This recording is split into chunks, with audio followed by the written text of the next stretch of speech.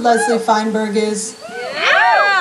I love Leslie Feinberg, and Leslie is an amazing writer, activist, human being. And Leslie got diagnosed with, well, I guess a long time ago, Lyme disease, and entered hospice this summer for Lyme, and then ended up coming out of hospice better. So that's great news. But I've spent the last 3 years in the closet talking to nobody about.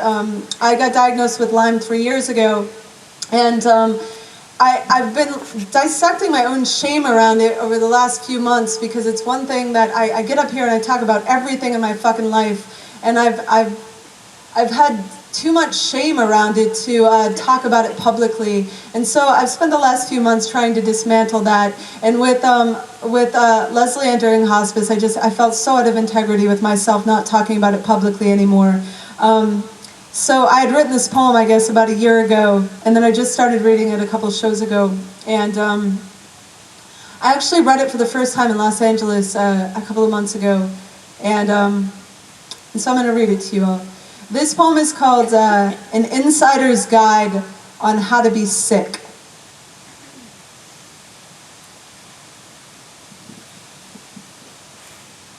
Never say the words, "This is not my life."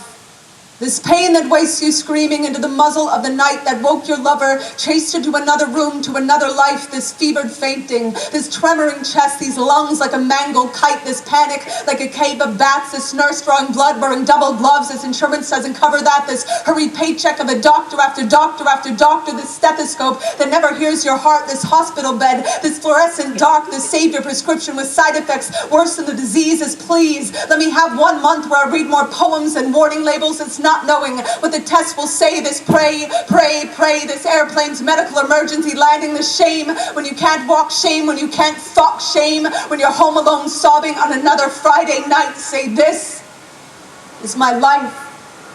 This is my precious life. This is how badly I want to live. Say, sometimes you have to keep pulling yourself up by the whip.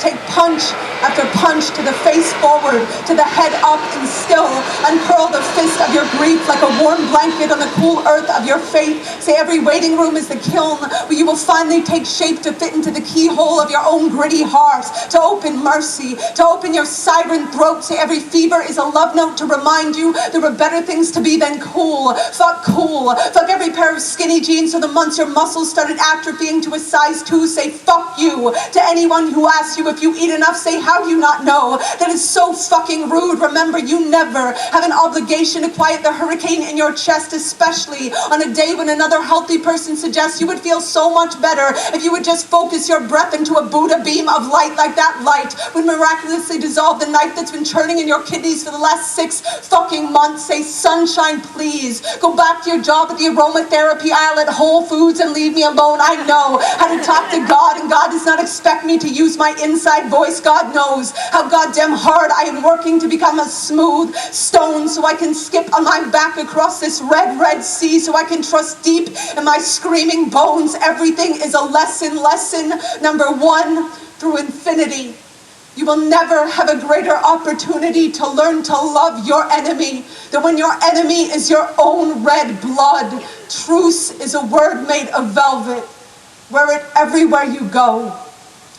Thank you.